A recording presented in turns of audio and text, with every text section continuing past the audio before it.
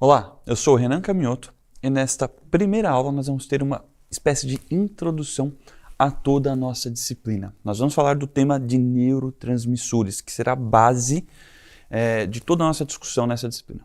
Para a gente entender o que são os neurotransmissores, a gente precisa primeiro relembrar o que é o nosso sistema nervoso. Tá? O nosso sistema nervoso, particularmente o nosso cérebro, né? Ele é constituído a partir de bilhões de células, né? E dentre elas, as principais são os neurônios, que é a base funcional, né, de todo esse sistema. Os neurônios, eles se comunicam entre si, tá? E a função do sistema nervoso, a função cerebral, depende de uma boa comunicação dessas células, uma boa comunicação entre essas células, tá bom? Como se dá essa comunicação? Essa comunicação se dá por estímulos eletroquímicos. Tá? São estímulos que têm uma característica elétrica, né? Que é o potencial de ação dos neurônios, mas todos esses estímulos são ativados por alguns compostos químicos que nós chamamos de neurotransmissores. Esses neurotransmissores são muito importantes para toda a função do sistema nervoso e para a regulação do nosso humor. Tão importantes que os fármacos utilizados para tratamento de transtornos de humor, como depressão, como ansiedade, são fármacos que interagem de alguma forma na função desses neurotransmissores. Tá? Seja numa melhor ativação do receptor por esses neurotransmissores, seja mimetizando a ativação desses neurotransmissores, ou até mesmo aumentando o tempo, né, de permanência, de disponibilidade desses neurotransmissores na fenda sináptica, por exemplo, como os inibidores de recaptação de serotonina, de noradrenalina, etc. Tá? Então, é de suma importância, né, nós entendermos o que são esses neurotransmissores, né, tendo em vista que todo o tratamento do ponto de vista orgânico, do ponto de vista material, né, todo o tratamento farmacológico que nós temos se dá na regulação da função destas moléculas. Eu quero conversar com vocês aqui sobre como esses neurotransmissores são feitos, cada um em particular, tá bom? E quais são os efeitos dele no nosso organismo. Mas para a gente entender uma coisa, né, uma característica base de todos esses neurotransmissores, eu gostaria de relembrá-los uma coisa. Nós temos que produzir, né, os nossos neurônios, as nossas células nervosas produzem esses neurotransmissores. Eles produzem, sintetizam esses neurotransmissores a partir de algo que eu vou chamar aqui, durante toda esta disciplina, de precursores desses neurotransmissores. Precursores são moléculas, que vocês vão ver aqui quais tipos de moléculas, mas são moléculas químicas, e, em geral, moléculas que nós adquirimos através da nossa alimentação. Tá? Mas vamos lá, vamos cada um de uma vez, vamos entender cada um deles. Ó. Então, o primeiro neurotransmissor que eu quero citar aqui é a dopamina. Vamos lá.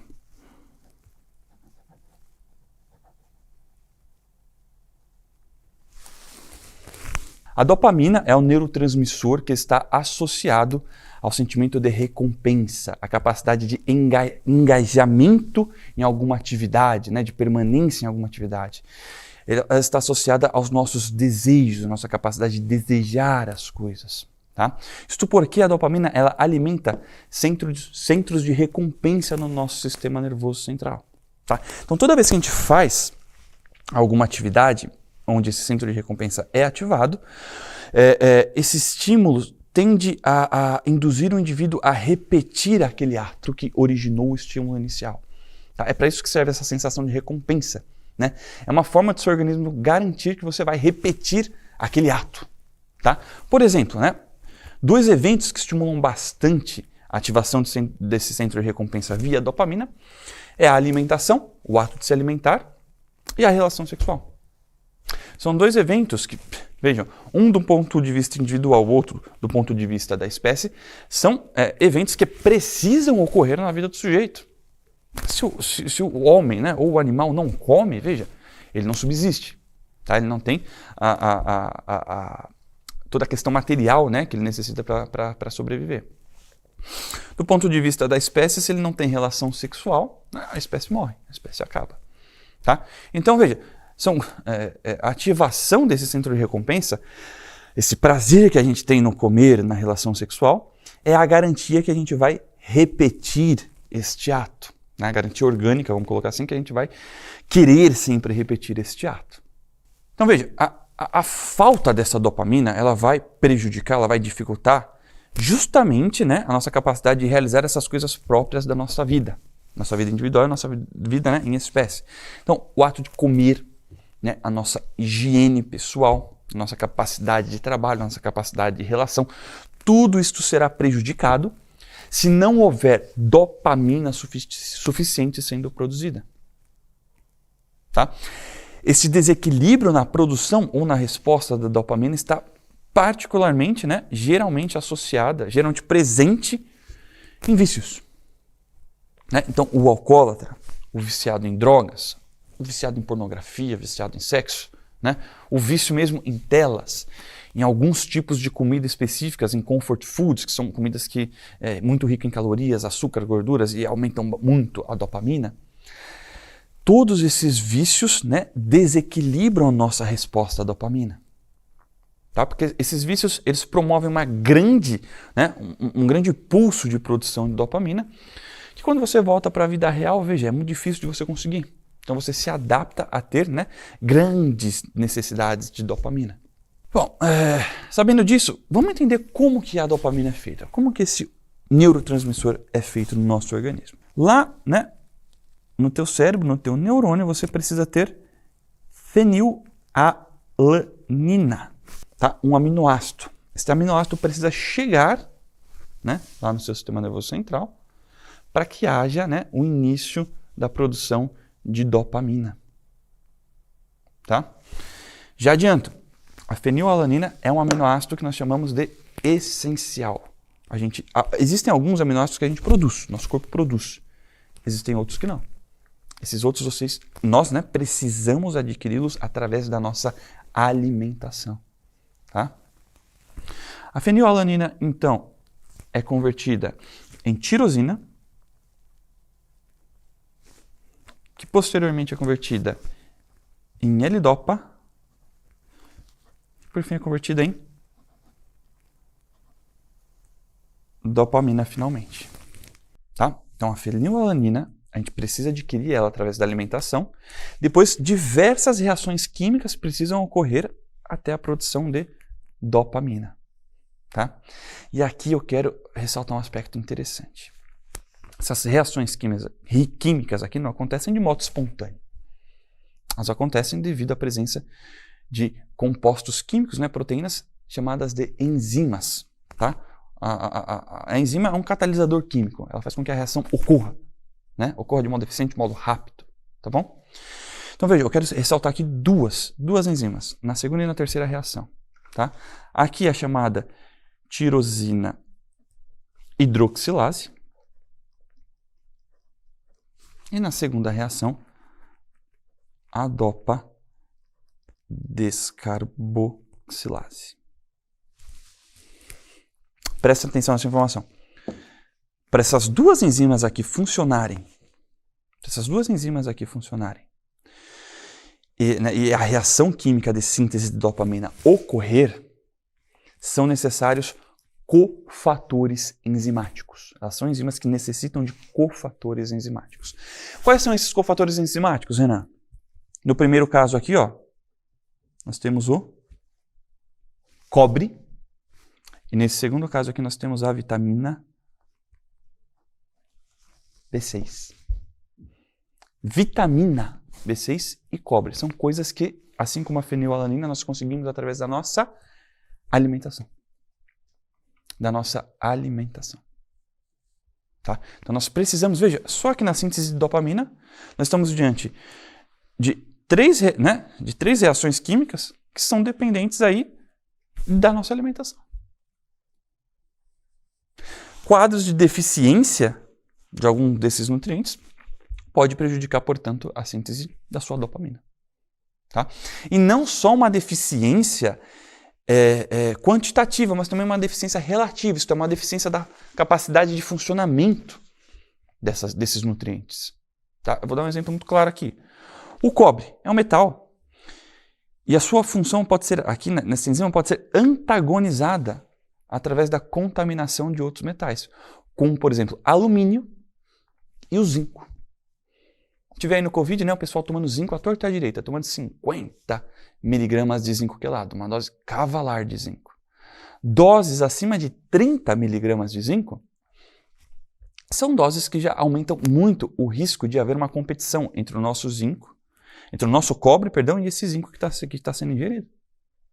Então você pode começar a prejudicar, por exemplo, a função do cobre, a capacidade do cobre aqui, né, de se envolver nessa reação química através de uma suplementação errada de zinco ou uma contaminação por alumínio. Tá? Vitamina B6 aqui eu vou comentar numa aula mais específica, mas o excesso de estrogênio pode prejudicar a função dessa enzima também. Tá bom?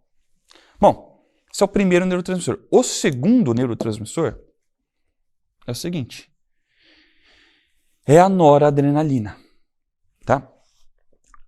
Ela é uma continuação, a produção dela é uma continuação aqui da dopamina. Tá bom? Então, da dopamina, existe uma reação química que produz noradrenalina. Tá? A noradrenalina é o seguinte, ela é o principal neurotransmissor associado à resposta de luta ou fuga. A nossa adaptação, principalmente aguda, ao estresse. Tá? Então, quando a gente está diante de uma situação de estresse, a gente toma, sei lá, um susto muito grande, uma reação, evidentemente uma reação maior, a gente consegue perceber isso num susto. Num susto a gente consegue perceber isso, mas numa situação até mais grave, de um assalto, sei lá, qualquer coisa que coloque sua vida em risco, algum estresse muito evidente. Né? A gente tem uma descarga de produção de noradrenalina, tá? E uma descarga de liberação, principalmente desse neurotransmissor. E ela, junto com a adrenalina, que é a sua versão circulante no nosso organismo, é a grande responsável por esta adaptação aguda ao estresse. Então, quais são os efeitos disso? Juntas, né? A noradrenalina e a adrenalina aumentam a nossa glicemia, aumentam a nossa frequência cardíaca, aumentam a nossa pressão arterial, tá? Dilatação de pupila, por exemplo, contração de esfíncteres, né? Do intestino e da bexiga. Porque, é claro, você está no meio de uma situação de estresse, de luta ou fuga, você precisa lutar para garantir a tua vida, você não vai ir no banheiro. Então, a gente trava, né? A gente trava ali, a pupila dilata, o coração vem na boca, né? E a gente fica muito atento para conseguir responder ao estresse, tá bom? A noradrenalina é quem faz isto, tá? Um desequilíbrio desse neurotransmissor, o que pode causar? Uma dificuldade dessa adaptação. Essa adaptação não ocorre direito. E aqui o desequilíbrio pode ser tanto a falta quanto o excesso. Tá? E esse desequilíbrio, como é que ele se manifesta, né, de modo mais sensível no paciente? Pelo medo. Né? Um medo e um descontrole. E aqui o descontrole é muito material. Tá? Um exemplo muito clássico é a crise de ansiedade, uma crise de pânico. Né? Ela tem o batimento, a frequência cardíaca aumenta demais, ela acha que, poxa, tá parecendo que eu vou infartar, o ar começa a não entrar, as mãos tremem, ela perde, né, a capacidade de se movimentar, de se orientar. Tá? É uma sensação mesmo de descontrole e de descompasso físico. Tá? Parece que a matéria não vai dar conta de se adaptar àquela situação extrema. Tá bom? Esta reação química aqui, ela também depende de um nutriente bastante interessante, inclusive, que é a vitamina C. Pouca gente sabe disso, mas a vitamina C ela pode te ajudar, por exemplo, em transtornos de ansiedade. Tá? Tem um estudo muito bacana, eu vou citar esse estudo para vocês nas referências do curso, mas é um estudo nacional, inclusive, que pegou assim, estudantes de medicina, né, que estavam em época de prova, inclusive, então pessoas, um público ansioso ali, né, suplementaram essas pessoas durante 15 dias com vitamina C. Tá? Essas pessoas que suplementavam então vitamina C e eles avaliavam a ansiedade antes e depois da suplementação. Eles perceberam que após 14 dias suplementando apenas vitamina C, essas pessoas tiveram menores scores de ansiedade no estudo. E de um modo muito interessante, após apenas 24 horas da primeira dose de vitamina C, esses indivíduos já tinham uma frequência cardíaca diminuída. Claramente um sinal de regulação de noradrenalina, tá? Porque a vitamina C é necessária para a produção de noradrenalina e também ela controla de modo fino, um ajuste fino, a quantidade de noradrenalina na fenda sináptica. Tá? Então a vitamina C ajuda aí tanto na falta de noradrenalina quanto no excesso dela, porque ela controla ali a dinâmica de recaptação de noradrenalina, por exemplo. Tá? Não deixando que haja excesso nem falta ali na fenda sináptica. Tá? Então, outro suplemento aí bastante interessante que eu posso citar aqui para vocês na rota bioquímica, no caso da noradrenalina. Bom, esse aqui é o segundo neurotransmissor. Vou falar do terceiro aqui, ó. A serotonina. Tá? Bastante gente conhece a serotonina. Ela é aquele neurotransmissor mais associado à depressão, né? O sentimento que ela causa na gente é uma coisa mais de felicidade, de sentido da vida, de um preenchimento interior. Tá? E o desequilíbrio dela está particularmente associado a processos de depressão. Tanto é que a grande maioria dos fármacos antidepressivos mexem de algum modo com a serotonina. Inibição da sua recaptação, agonismo do seu receptor e etc. Tá? A falta dela, portanto, se a presença dela causa essa felicidade, esse preenchimento, a falta dela causa essa tristeza, um vazio, uma falta de sentido. Tá? E como é que ela é feita? Ela também tem um precursor aminoácido, que é o triptofano. Tá? Aminoácido essencial, assim como a fenilalanina, a gente precisa consumir ele, adquirir ele através da nossa dieta. Tá bom? Existe uma reação química aqui, né, de conversão de triptofano em 5-HTP. E uma outra reação química aqui que eu quero salientar, que já é a produção de serotonina. Tá bom? Essa primeira enzima aqui é a chamada triptofano 5-hidroxilase. Essa segunda aqui é o 5-HTP descarboxilase. Essas duas enzimas aqui também têm cofatores enzimáticos nutricionais. As duas têm os mesmos cofatores. Vitamina B6 e o mineral magnésio. Então você precisa de B6 e magnésio para ter aí as reações químicas e produzir serotonina de modo adequado. Além de consumir triptofano na dieta. Tá certo? É um clássico, né? É um clássico a vitamina B6, né? A vitamina B6 está em bastante lugar. Ainda vou falar dela em mais um neurotransmissor aqui, vocês vão ver. O excesso de estrogênio, né, na síndrome pré-menstrual, a gente vai ter uma aula só sobre isso depois. Mas é um clássico, né? O estrogênio prejudicando a capacidade da vitamina B6 em ser esse cofator enzimático, poxa, prejudica a formação de dopamina de um lado, consequentemente de noradrenalina, prejudica a produção de serotonina, prejudica diversos neurotransmissores. Tá? E por fim, mas não menos importante, eu quero citar aqui 2 neurotransmissores de uma vez, que é o glutamato e o GABA. Esses 2 neurotransmissores, eles são produzidos, né, numa mesma rota bioquímica, eu vou mostrar para vocês, mas o glutamato de um lado e o GABA do outro, eles participam de um equilíbrio muito fino entre o processo de estimulação via glutamato e o processo de inibição via GABA. Tá? Então o equilíbrio desses 2 neurotransmissores é essencial para a regulação exata, né, a regulação perfeita da excitabilidade do nosso sistema nervoso central. Tá? Então vamos lá. Eles são produzidos da seguinte forma. Lá na mitocôndria, do metabolismo mitocondrial, é produzido o glutamato. O glutamato, através de algumas reações químicas, é convertido em GABA, que é o neurotransmissor inibitório, que volta para a mitocôndria, né?